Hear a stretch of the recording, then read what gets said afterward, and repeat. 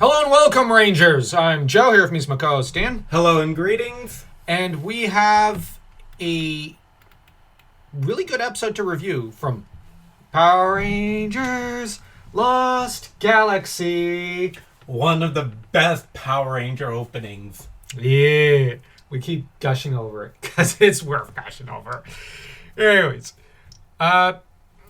in this episode, which is called Rookie in Red, Leo signs on to be an officer and quickly gains the favor of Commander Stanton, who finds him likable. Now, Leo apparently aced the written test, which is a bit of a surprise, but he has trouble focusing, is actually a terrible officer, but Stanton likes him. And Stanton assigns him to Kai.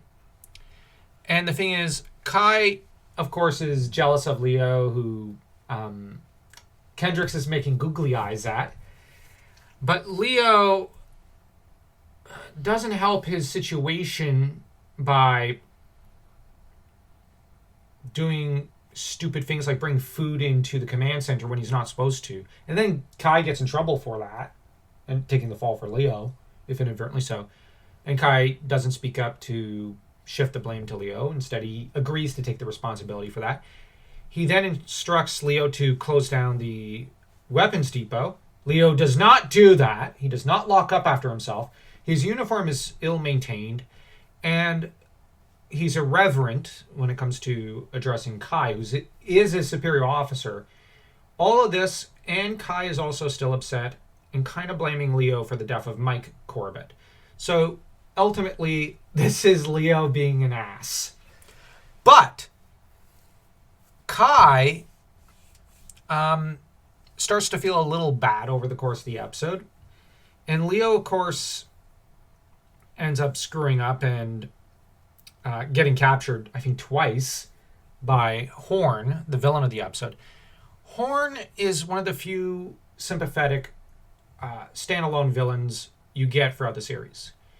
And the thing is, Horn is a weapons collector who has a deep respect for the weapons of the Power Rangers and is equal parts a collector and someone who seems to be a little fascinated by the actual history of these artifacts. So that he's an interesting villain. But the trouble is he's working for an imbecile like Furio. Furio is disgraced and begs for another chance to Drakina.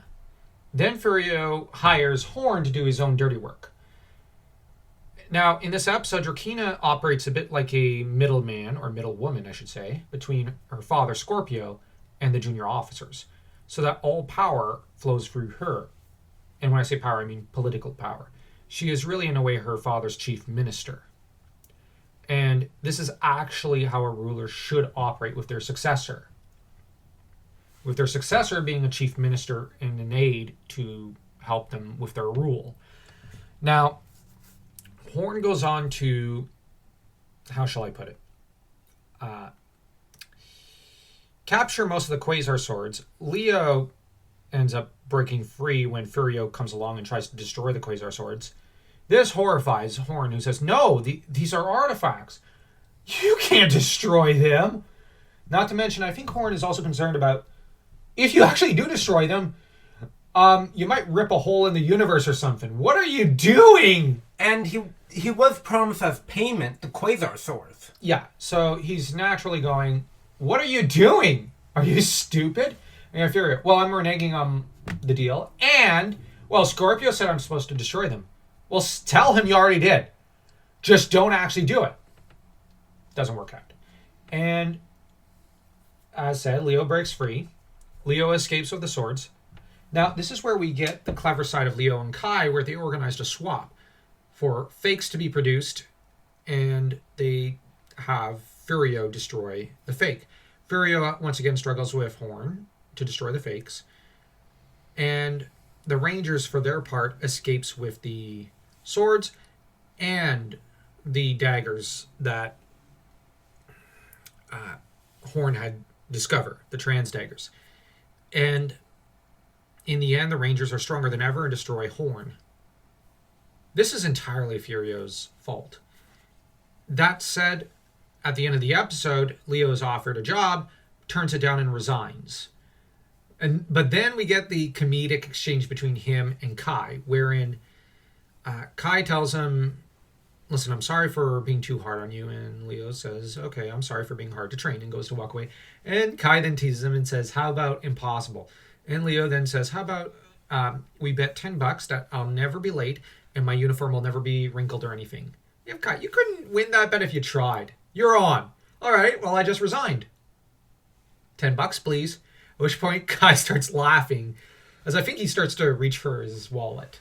Because this is where the bromance starts. Yeah, and honestly, this is one of the best bromances in Power Rangers history. Rivals even some of the bromances involving the Stone Canyon Trio. Yeah, it does. And we know that Leo trusts Kai above all the other Rangers that he works with. Later on, yeah. These two are really...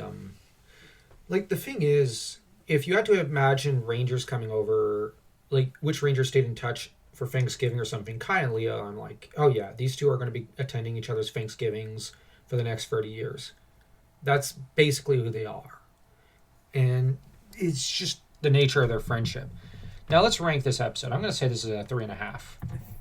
3 3/4. This was a really good episode. This is rock solid. You can't go wrong with this episode. So, anyways, don't forget to smash that like and that subscribe button. And also, we recently wrote a fantasy book called The Crown of Blood. If you want to support the channel and have some good reading material in between videos, check it out.